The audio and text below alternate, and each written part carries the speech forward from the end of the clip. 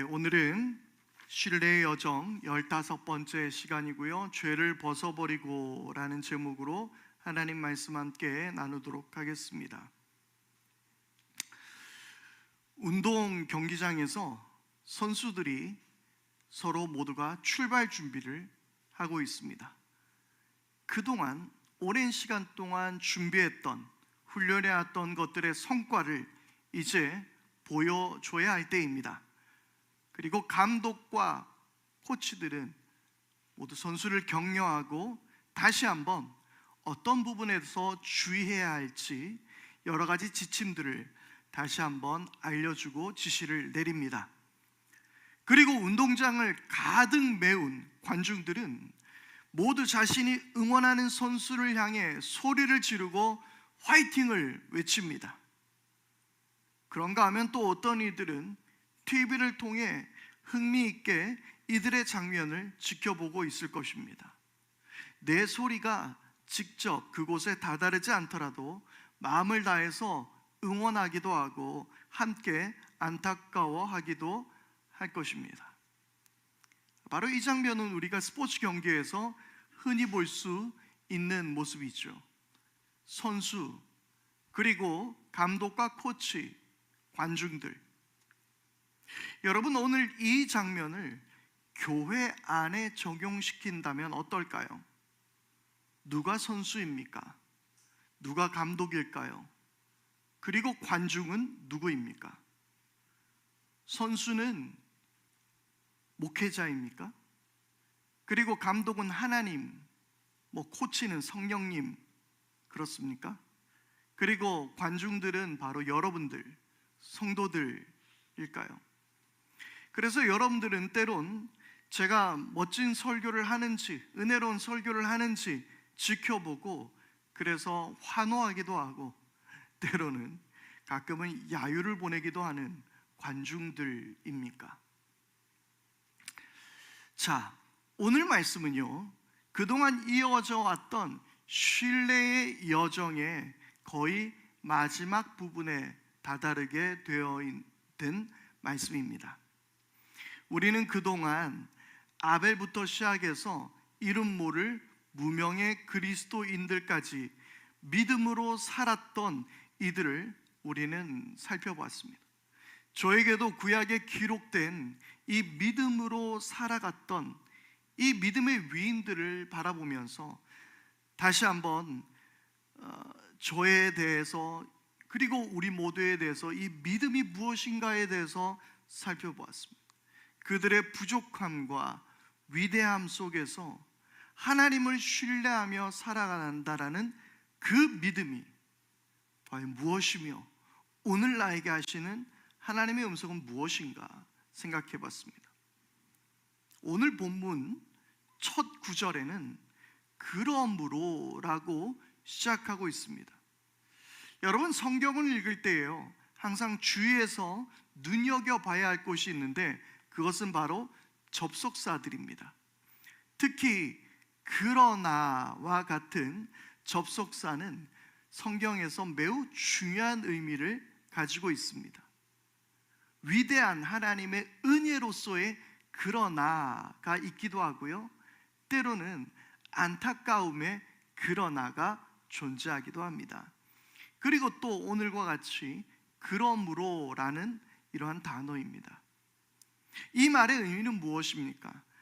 앞에서 충분한 이야기를 했으니 이제부터 말하는 권면은 앞선 이야기와 관련되어서 말할 것을 이제 주장하고 이야기하게 되는 것입니다. 저자가 진짜 하고 싶었던 이야기, 바로 그 이야기는 지금부터입니다. 이제까지는 구약의 이야기들을 믿음이라는 주제 안에서 여러 이야기들을 나열하고 있었다면, 이제는 그 이야기들을 근거로 해서 결론적인 이야기를 하게 되는 것이죠. 대부분 모든 글의 주제는 이 결론 부분만 잘 보면 또 알게 되어 있기도 하죠.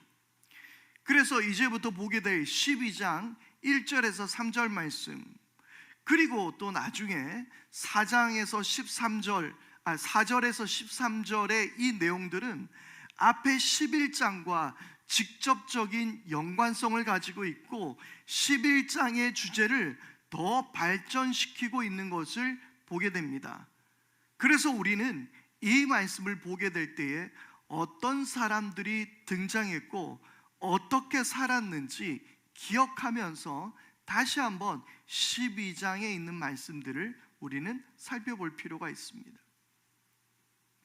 여러분, 히브리서의 독자들은 어떤 상태에 놓여져 있었다고 그랬습니까? 극심한 박해와 고난이 있었습니다. 그리스도 예수를 부인하고 다시 유대교로 개종하는, 돌아가는 이들이 많이 생겨나고 있었던 상황이었습니다.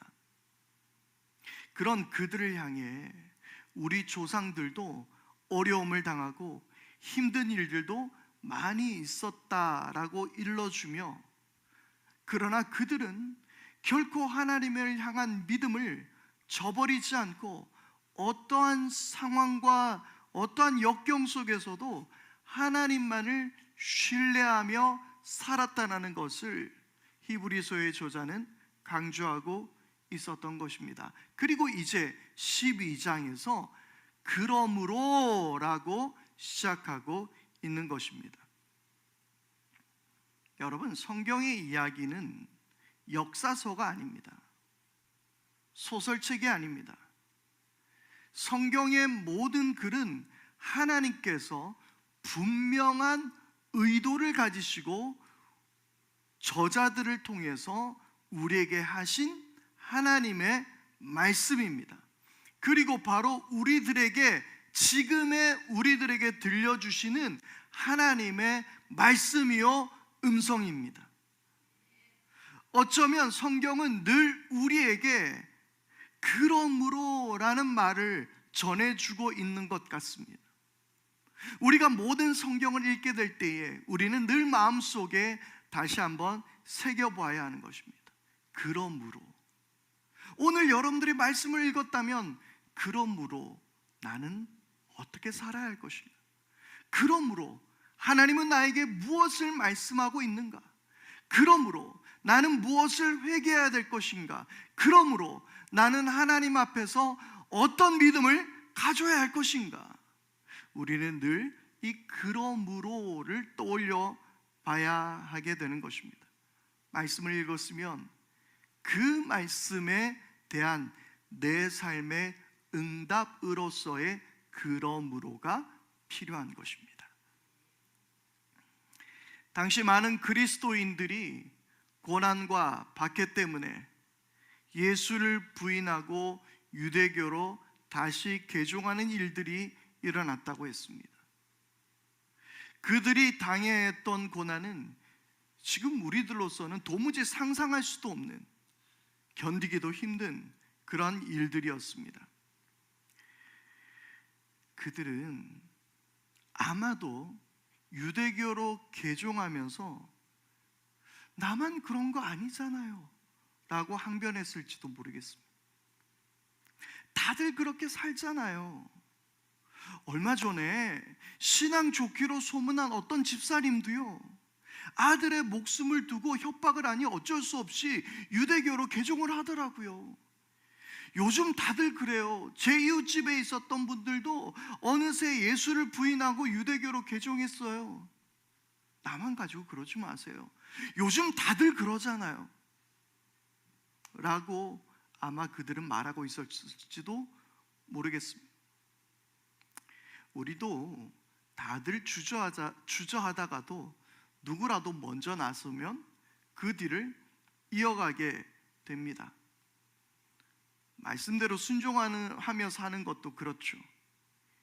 예수 믿는 사람들 다들 굳이 그렇게 순종하며 살지도 않는데 뭐 나라고 별 수 있겠습니까? 아니 다들 그렇게 살더라고요 라고 말하면서 자기 합리화를 시킬 때도 많이 있습니다. 만약 예수 믿는 사람들이 법 질서를 매우 잘 지키고 법 위반을 하지 않는다면 아마 나는 과속하는 것도 마음에 힘들어할 것 같습니다. 쉽지 않을 것 같습니다. 그런데 예수 믿어도 누구든지 뭐 법도 잘 어기고 그렇게 사는 사람들이 많으니 나도 너무나 편안하게 법을 어기며 살아가게 되는 것이죠. 다들 그렇게 하잖아요 라고 말합니다. 고난과 핍박 가운데 있었던 이 히브리서 독자들에게 이 말씀은, 이 히브리서의 기자는 뭐라고 말하고 있습니까? 오늘의 말씀을 보니까 이렇게 구름대와 같이 수많은 증인이 있다라고 말합니다. 다들 그렇게 산다고? 아니 왜 나만 보고 그러냐고? 아니, 이렇게 구름대와 같이 수많은 사람들은 그렇게 살지 않았어. 끝까지 믿음으로 살았어. 끝까지 주님을 의지하며 살았어. 그들은 바로 이렇게 믿음으로 살아낸 증인들이라고 히브리서 기자는 우리들에게 말하고 있습니다. 아니 요즘 사람들 다들 그렇게 안 살던데요. 다들 말씀 따라서 굳이 순종하지 않던데요. 성경은 우리에게 이야기하는 거예요. 아니야, 그렇지 않아. 구름대와 같이 수많은 증인들이 있어. 그들이 말씀대로 살았어. 그렇게 우리에게 말하고 있습니다. 아, 요즘 누가 교회를 그렇게 다녀? 요즘 누가 예수를 그렇게 믿어? 요즘 신앙생활은 옛날 같지 않아. 그렇게 말하는 많은 사람들이 있습니다. 그러나 성경은 몇 천 년이 지나도록 그 수천 년의 시간 안에서 구름대와 같이 수많은 사람들이 믿음으로 살아냈다라고 우리에게 말해주고 있는 것입니다. 그래서 오늘 히브리서의 12장 1절의 처음은 그러므로 라고 시작하고 있는 것입니다. 아벨에서부터 시작한 믿음의 사람들은 익명의 그리스도인들에 이르기까지 그들은 어떤 상황 안에서도 믿음을 잃지 않았습니다. 그래서 말씀은 이렇게 기록하고 있죠. 어떤 이들은 고문을 당하면서도 더 좋은 부활의 삶을 얻고자 하여 구태여 노여나기를 바라지 않았습니다. 또 어떤 이들은 조롱을 받기도 하고 채찍으로 맞기도 하고 심지어는 결박을 당하기도 하고 감옥에 gat히기까지 하면서 시련을 겪었습니다. 또 그들은 돌로 맞기도 하고 톱질을 당하기도 하고 칼에 맞아 죽기도 하였습니다. 그들은 궁핍을 당하며 고난을 겪으며 학대를 받으면서 양과 염소의 가죽을 입고 또 돌았습니다.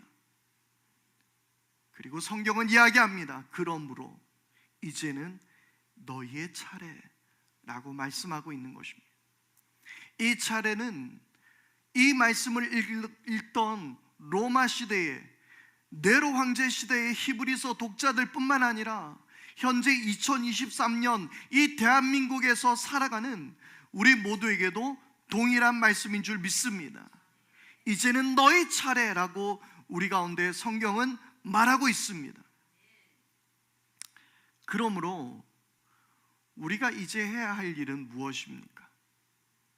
갖가지 무거운 짐과 얽매는 죄를 벗어버리라고 오늘 성경은 말하고 있습니다. 무거운 짐과 얽매는 죄. 무게를 느끼는 이유는요, 무거운 것을 들고 서 있을 때입니다. 누워 있을 때는 압력은 느낄 수 있습니다만은 그렇게 불편함은 느끼지 못합니다. 앉아 있을 때는 무게를 그렇게 많이 느끼지 못합니다. 그래서 예전에 버스를 타게 되면 학생들이 가방을 메고 서 있으면 다 어떻게 되죠? 가방을 들어줍니다. 앉아 있는 사람은 가방을 받아줘도 괜찮거든요. 그러나 서 있는 사람들에게는 그 가방의 무게가 힘들게 느껴집니다.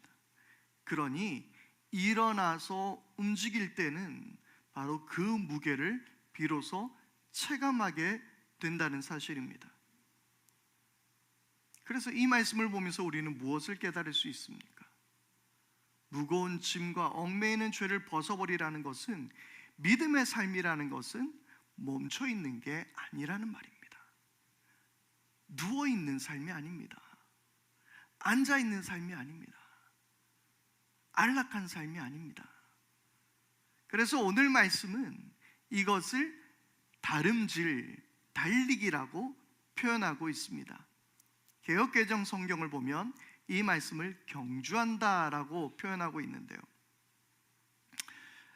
우리 여성분들에게는 죄송한 말씀입니다만 군대 이야기를 잠깐 하겠습니다. 다들 믿지 않으시지만 저도 현역 출신입니다. 육군 병장 출신이에요. 왜 웃으시는지 저는 이유를 모르겠습니다. 군대에서는 행군을 합니다. 특히 행군은 이 훈련소의 꽃이라고 표현할, 그 꽃이 무슨 꽃인지 도대체 알 수는 없지만 뭐 그렇게 이야기합니다. 완전 군장하면 몇 킬로죠? 20킬로 정도 됩니다. 완전 군장 20킬로를 짊어지고 총을 메고 그리고 40km 거리를 걸어갑니다. 나중에 도착해 보면 거의 대부분 발에 물집이 잡혀 있습니다. 여러분들 많이 걸으셨다가 발에 물집이 잡힌 걸 본 적이 있으십니까? 아마 대부분 흔히 볼 수 있는 광경은 아닐 겁니다. 저 역시도 행군을 마치고 나서 발을 보니 발에 여러 군데 물집이 잡혀 있었습니다. 물론 군화의 그 쿠션감이 이 에어가 안 달려 있어서 이 쿠션감의 문제일 수 있겠지만, 그 엄청난 군장의 무게와 그리고 긴 거리 때문에 생긴 물집들일 것입니다. 그래서요, 이래서는 안 되지만 조금이라도 편하게 가려고 사람들은 잔머리를 굴리기 시작합니다. 군장 안에다가 짐을 빼고 빈 박스를 집어넣습니다. 그리고 신문지를 구겨 넣는 경우들이 많이 있습니다. 그리고 이제 나중에 훈련소 말고 자대에 배치하게 되면 주로 거기다가 과자를 집어넣습니다. 훈련 가서 먹으려고. 그런데 어떤 일들까지 있는 줄 아십니까? 수통에 물도 버립니다. 왜냐하면 조금이라도 무게를 줄여야 되니까요. 차라리 물을 안 먹으면 안 먹었지 라고 생각할 때가 있는 거예요. 심지어는요, 총을 분해합니다. 총을 분해해가지고 안에 그 공이라고 하는 것들이 있는데 조금 무거워요. 그 무거운 부품을 빼놓고 가기도 합니다. 그래도 이 나라는 안전하게 돌아가니 너무 염려하지는 마십시오. 그런데 그 총 안에, 그 소총 안에 그 무게가 뭐가 그렇게 무겁나 싶지만, 정말 행군을 하다 보면 정말 500g이라도 줄이고 싶은 마음이 가득합니다. 정말 머리카락이라도 자를까 싶을 정도로 조그마한 무게도 거슬립니다. 누군가 내 어깨에 손이라도 올리면 바로 욕부터 나가는 게 행군입니다. 말씀을 기록할 당시, 이 히브리서 말씀을 기록할 당시의 달리기는 아마 고대 올림픽 달리기를 떠올릴 수 있는데요, 당시 여자들은 운동 경기장 안에 출입을 금했다라고 합니다. 그 이유는 모든 남자들이 나체로 운동을 했기 때문입니다. 혹시 더 가고 싶으셨던 분들 안 계시죠? 경기는 무조건 벗고 해야 되는 것입니다. 이유가 뭐죠? 물론 여러 가지 이유가 있겠지만 그래야 민첩하게 빨리 달릴 수 있기 때문입니다. 지금은 옷을 안 입는 것보다 더 효과적으로 빠르게 달릴 수 있도록 운동 경기복들이 만들어지고 있습니다. 땀 흡수와 배출을 더 원활하게 만들어주고 몸을 더 쾌적하고 시원하게 유지시켜주는 그런 역할도 하기도 합니다. 신발도 얼마나 과학적으로 만들고 있습니까? 되도록 더 가볍고 편안하게 특히 마라톤 하는 그렇게 만들어지고 있습니다. 여러분 아마 이봉주 선수를 기억하시는 분들이 계실 겁니다. 일전에 이봉주 선수가 올림픽 출전을 위해서 신었던 신발의 제작비가, 이 마라톤화의 제작비가 약 1억 원 정도가 되었다고 합니다. 그리고 최근에 어떤 선수들은 2억 원 이상이 넘는 신발을 신고 경기에 참여를 한다고 합니다. 2억 원 정도 신발이 되면 날아다녀야 될 텐데 말이죠. 어쨌든 그런 신발들도 있습니다. 이유가 뭐예요? 더 잘 달리기 위해서입니다. 경기를 위해서 몸에 거슬리는 것을 다 벗어버려야 합니다. 다 던져버려야 합니다. 정말 앞선 이야기처럼 나중에는 머리털까지 밀어버릴 정도로 그런 마음으로 달려야 합니다. 우리의 믿음의 삶은 이와 같이 달리기입니다. 그것도 단거리 달리기가 아닌 장거리, 마라톤과 같은 달리기입니다. 절대 멈추어서는 안 됩니다. 1절에 한번 들었던 이야기인데요, 특별히 이 달리기라는 주제 안에서 우리가 생각해 볼 바이기도 한데, 여러분 100m를 달리는 선수들이요, 숨을 몇 번 쉬는 줄 알고 있으십니까? 숨을 몇 번 쉴까요? 안 쉰다고 합니다. 출발해서 숨을 멈춘 상태로 끝까지 들어간다라고 이야기합니다. 100m 달리기. 저는 100m 달리기가 한 20초 나올까요? 그 숨을 쉬어야 돼요. 그러면 달리다가 죽습니다. 어쨌든 숨을 멈춘 상태로 단숨에, 한숨에 달리는 거예요. 그만큼 달리기는 집중해서 모든 힘을 다 쏟아내야 되는 겁니다. 반면에 또한 오래 달리기도 마찬가지죠. 호흡 조절을 잘 해야 합니다. 100m는 단숨에 달리더라도 또 오래 달리기는 호흡 조절을 더 잘하면서 몸의 상태를 잘 체크해 가면서 꾸준하게 달려야 하는 것입니다. 중요한 것이 있다면 바로 그것은 멈추지 말아야 한다는 것입니다. 100m 달리기, 왜 숨을 참으면서 달릴까요? 빨리 들어가서 숨을 쉬기 위한 것이 아니겠습니까? 멈추지 않는 것입니다. 내가 숨을 쉼으로써 조금이라도 속력이 늦추어지면 안 되기 때문입니다. 마라톤에서 중요한 것은 멈추면 안 되는 것입니다. 어떻게 되든 내 속력이 늦어지더라도 끝까지 달리는 것입니다. 그래서 오늘 말씀에서는요, 죄로부터 이기라고 이야기하지 않습니다. 우리 지난번에 에베소서의 말씀을 보게 되었다면 우리의 전신갑주를 취해서 죄로부터 우리는 이겨야 한다라고 이야기하고 있지만, 오늘의 말씀 안에서는 죄로부터 이기라고 말하지 않고 그것을 벗어버리라라고 우리 가운데 말하고 있습니다.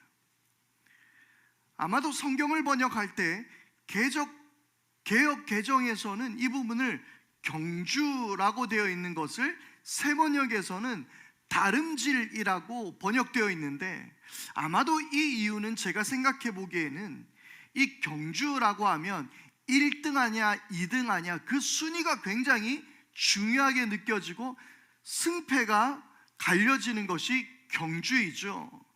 그러나 다름질이라고 이야기하는 것은 승부가 중요한 게 아니라 끝까지 달려가는 것이죠. 그래서 오늘 말씀에 죄로부터 이기라고 말하지 않고 벗어버리라라고 이야기하는 것은 이기는 것보다 중요한 것이 오늘 말씀에서는 버텨내는 것이기 때문입니다. 끝까지 달리는 것입니다. 포기하지 않는 것입니다. 완주해야 하는 것입니다. 누가 1, 2등 하는 것이 중요하지 않습니다. 주님 오실 때까지 포기하지 않고 달리는 자마다 승리하게 되는 줄 믿습니다. 승리는 예수 그리스도께서 하신 것이기에 우리는 달리기만 하면 됩니다. 포기하지 않으면 됩니다. 마찬가지로 마귀와 맞서 싸울 때 우리는 어떻게 해야 되는 것입니까? 우리가 이기려고 드는 것이 아니라 우리가 맞서기만 한다면 그리스도께서 이미 승리하셨기에 우리는 승리하게 될 줄 믿습니다. 마귀를 대적하라라고 말씀하고 있죠. 우리가 이길 수 있는 것이 아니라 예수께서 이미 이기셨습니다. 그러므로 우리는 이 경기에서 포기하지 말고 끝까지 달려야 하는 것입니다. 우리가 예수를 믿게 될 때에 사형리 등을 통해서 우리가 예수를 영접했다라는 것으로 우리의 신앙의 여정의 결론을 지을 때가 많이 있습니다. 특히 선교할 때도 그렇고 전도할 때도 우리는 그렇게 생각할 때가 많이 있습니다. 어떤 사람들이 사형리를 받아들였다고 해서 그 사람이 구원받았다라고 우리는 착각할 때가 많이 있습니다. 그러나 진정한 회심은 일순간에 일회적으로 나타나는 것이 아닙니다. 여러분들을 돌아보십시오. 예수를 믿었던 그 순간으로 모든 것이 다 끝났습니까? 해결되었습니까? 그렇지 않죠. 우리의 회심은 계속해서 내 삶의 변화가 일어나는 것을 보게 되는 것입니다. 회심은 사형리에서 끝이 나는 것이 아니라 계속해서 지속적인 변화와 성장을 거듭해야 하는 것입니다. 회심이라는 말, 때로는 우리가 이것을 회개라는 말로 말할 수도 있을 것 같습니다. 제가 회개라는 것에 대해서 여러분들께 뭐라고 말씀드렸습니까? 회개는 돌아서는 거예요. 회개는 감정이 아닙니다. 회개는 후회가 아닙니다. 회개는 돌아서는 것입니다. 히브리어 슈브라는 단어가 있습니다. 제가 열왕기 말씀을 강의할 때도 자주 여러 언급했던 말씀입니다. 이 슈브라는 말이 무슨 말이냐면 돌아서다라는 말이에요. 돌이키다라는 말이에요. 그래서 모든 선지자들이 성경을 통해서 이스라엘 백성들에게 요구한 것이 바로 슈브였습니다. 여호와께로 돌아오라라는 말. 여호와께 돌아오라. 계속해서 그것을 말하고 있었습니다. 그래서 너희가 슈브하면 하나님도 너희에 대해서 슈브할 것이다라는 말이에요. 너희가 하나님께 돌아오면 하나님의 심판도 돌이키실 것이라고 선지자들을 통해서 계속해서 말씀하고 있었습니다. 여러분, 방향이 바뀌었습니다. 어떻게 우리가 지난 죄를 계속해서 끌고 갈 수 있겠습니까? 방향이 바뀌었습니다. 우리의 삶의 태도가 바뀌었습니다. 우리의 목적지가 바뀌었습니다. 이것이 회심입니다. 우리가 어떻게 아직 예전에 있었던 것들, 우리의 모든 죄들, 우리의 무거운 짐들을 어떻게 다시 끌고 갈 수 있겠습니까? 우리는 변화되어야 하는 것입니다. 방향이 바뀌었기 때문입니다. 그래서 우리가 이렇게 주님과 함께 이 슈브함으로 주님께 돌아서게 되었을 때에 우리는 이 걸음을 포기하지 않고 달려 나가야 하는 것인데, 여전히 슈브하지 못하도록, 돌아서지 못하도록 우리의 삶에 무거운 짐과 얽매이는 죄들이 있다라는 거예요. 오늘 히브리서의 저자는 우리에게 그것을 알려주고 있습니다. 그러면 무거운 짐이 무엇일까요? 쉽게 말하면 무거운 짐은요, 우리가 돌아서서 주님께 나아가지 못하도록 붙잡는 거예요. 내가 더 깊은 주님과의 교제 안으로, 그 친밀함으로, 그 주님의 은혜 안으로, 그 주님의 임재함으로 우리가 더 가까이 나가야 하는데 못 나가도록 우리를 붙잡는 거예요. 우리를 한 걸음 더 못 내딛게 하도록 우리를 무겁게 만드는 거예요. 그게 뭐가 있을까요? 어떻게 보면 이걸 죄라고 표현하기는 애매하지만 내가 하나님과의 가까이 하는데 분명한 걸림돌이 되고 있는 것들이 무엇입니까? 습관, 취미, 인간관계, 게으름, 나태, 의심. 아마 이런 것들이 우리가 하나님께 나아가도록 우리를 방해하는 것들이 아닙니까? 그저 나는 사람들 사이에서 좋은 사람이 되기 위해서 인간관계를 포기하지 못하고 내가 좋아하는 것들은 끝까지 해야 되기에 하나님과의 관계 안에 더 가까이 하지 못하게 하는 것들, 그리고 나를 나태하게 하고 나로 하여금 게으름을 부리게 만드는 것들, 이 모든 것들이 하나님 앞에 나아가는 방해하는 무거운 짐들이 아닙니까? 이 달리기에서 중요한 것은 그 무거운 짐을 벗어버리라는 거예요. 그 무거운 짐이 있으면 달려가지 못합니다. 한 걸음 한 걸음 내딛는 것이 너무나도 힘겹습니다. 사랑하는 여러분, 오늘 주의 이름으로 그 무거운 짐들을 내려놓을 수 있게 되기를 바랍니다. 주님께서 우리를 책임져 주실 줄 믿습니다. 그렇다면 얽매이기 쉬운 죄는 무엇일까요? 이것을 단어적으로 살펴보자면, 좀 더 정확하게 말하자면 쉽사리 함정에 빠져드는, 유혹하는 그런 죄 등을 말하고 있습니다. 그럼 여러분, 이 말씀을 우리가 보면서 얽매이기 쉬운 죄이기 때문에 이 죄는 좀 약한 죄를 말할 거야, 그냥 내 삶에 그냥 실수로 나오게 되는 거짓말, 아니면 누군가를 미워하고 증오하는 것들, 아니면 내 삶의 습관처럼 짓는 그러한 안 좋은 뭔가 유혹들, 우리는 이런 것에 대해서 이야기할 수 있을 것 같습니다. 그런데 어떤 성경 주석가는 이 얽매이기 쉬운 죄에 대해서 이렇게 말하고 있습니다. 신속하게 우리의 발을 휘감는 죄. 이 죄는 신속하게 우리의 발을 휘감는 죄예요.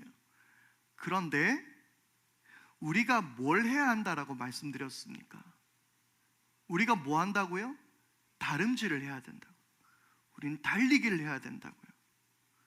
그런데 신속하게 우리의 발을 휘감는 죄는 어떻게 되는 거예요?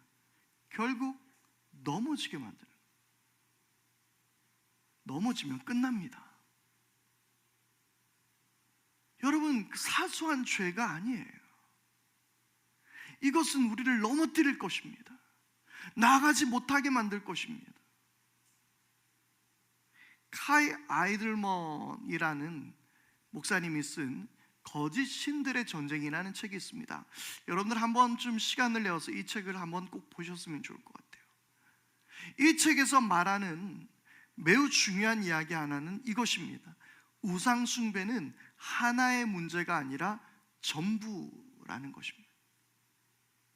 여러 가지 죄들 중에 그냥 우상 숭배는 그냥 한 가지의 죄일 거야가 아니라, 이 우상 숭배는 전부의 문제라는 거예요. 우리 신앙생활의 전부의 문제라는 거예요. 우리는 무엇을 우상 숭배하고 있습니까? 카이 아이들먼은 이렇게 말합니다. 음식의 신, 섹스의 신, 오락의 신, 성공의 신, 돈의 신, 성취의 신, 로맨스의 신, 가족의 신, 나라는 신, 이것들이 우상이라고 말하고 있습니다. 음식이라는 것, 쾌락이라는 것, 즐거움이라는 것, 성공이라는 것, 이 다음에는 무엇을 성취할까라는 성취라는, 내가 얼마나 돈을 벌 수 있을까, 돈이라는 것, 나는 어떤 사랑을 기대할까, 당신만이 내 모든 걸 채워줄 수 있어요 라고 말하는 순간, 우리는 하나님을 거부하며 내 연인을 때로는 우상으로 섬길 수도 있게 되는 것이며, 우리는 어쩌면 가족이라는 것 또한 우리들의 거짓 우상이 될 수도 있다라고 말하고 있는 거예요. 어쩌면 이런 우상이라고 말하는 것들이 우리를 쉽게 얽매이게 만드는 죄들은 아니었습니까? 그런데 쉽게 얽매이기도 하지만, 그러나 이것은 부분이 아니라 전부에 관한 문제라는 거예요. 우리를 넘어뜨리게 만들 것입니다. 여러분, 앞서서 제가 여러분들에게 운동 경기 이야기를 말씀드렸습니다. 이 운동 경기를 우리 교회 안의 모습으로 적용한다면, 아까 제가 말씀드렸듯이 선수는 목사일까요? 감독과 코치는 하나님이실까요? 응원하는 관중들은 여러분들일까요? 아니요. 오늘 말씀을 보면 선수들은 누구예요? 우리입니다. 우리가 뛰어야 해요. 여러분들이 응원단이 아니에요. 제가 선수가 아니에요. 우리 모두가 이 경주에 참여한 선수들입니다. 우리는 팬이 아닙니다. 동일한 저자예요. 이 카일 아이들먼이라는 이 목사님이 쓴 그 Not a Fan, 제자, 팬이 아닌 제자라는 그 책에서 이렇게 말하고 있습니다. 팬에 대한 가장 기본적 사전적 정의는 누군가를 열정적으로 좋아하는 사람이다. 팬은 맨몸에 페인트 칠을 하고서 축구장에 가는 사람이다. 팬은 관람석에 앉아 팀을 열렬히 응원하는 사람이다. 팬은 선수가 사인한 운동 셔츠를 벽에 걸어두고 자동차 뒤에 갖가지 범퍼 스티커를 붙인다. 하지만 정작 경기에는 나서지 않는다. 경기장에서 땀을 뻘뻘 흘리며 달리거나 공을 차지는 않는다. 선수들에 관해서는 모르는 게 없고 최근 기록을 줄줄이 깨고 있지만 선수들을 개인적으로 알지는 못한다. 고함을 지르며 응원은 하지만 경기를 위해 희생하지 않는다. 게다가 응원하는 팀이 자꾸만 패하면 그렇게 좋아하는 마음도 조금씩 식어가고 심지어 다른 팀으로 옮겨가기도 한다. 팬은 어디까지나 팬일 뿐이다. 또한 이렇게 말합니다. 연예 뉴스를 빠짐없이 보는 여자는 잡지가 발간되는 날이면 득달같이 달려가 구입한다. 그녀는 최근 헐리우드를 떠들썩하게 만든 여배우의 열렬한 팬이다. 이 여배우의 출연 영화는 물론이고 출신 학교며 생일이며 전 남자친구의 이름까지 알고 있다. 한마디로 이 여배우에 관해서라면 모르는 게 없다. 하지만 정작 개인적으로는 알지 못한다. 이 여자는 여배우의 열렬한 팬이지만 어디까지나 팬일 뿐이다. 여러분, 오늘 여러분은 예수 그리스도의 팬은 아니십니까?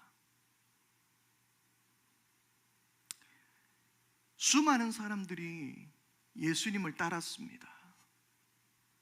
그리고 그들은 예수님의 놀라운 기적을 보았습니다. 물고기 2마리와 보리떡 5개로 5,000명이 넘는 사람들을 먹였습니다. 그 다음 날에도 예수님은 자동 식사권과 같은 사람이요, 또 많은 사람들이 모여들었습니다. 그러나 예수님께서 어려운 말을 했을 때 모두가 예수를 떠나버렸습니다. 이것이 팬입니다. 그러나 선수는 포기하지 않고 끝까지 달려야 합니다. 달리려면 죄를 벗어야 합니다. 달리려면 무거운 짐을 내려놓아야 합니다. 주님 오실 때까지 여러분 이 달리기를 멈추지 않기를 바랍니다. 주님 오실 때까지 헛된 마음 벗어버리고 우리를 넘어뜨리게 하는 이 모든 무거운 짐들을 벗어버리고 우리가 주님만을 바라며 함께 나가기를 원합니다.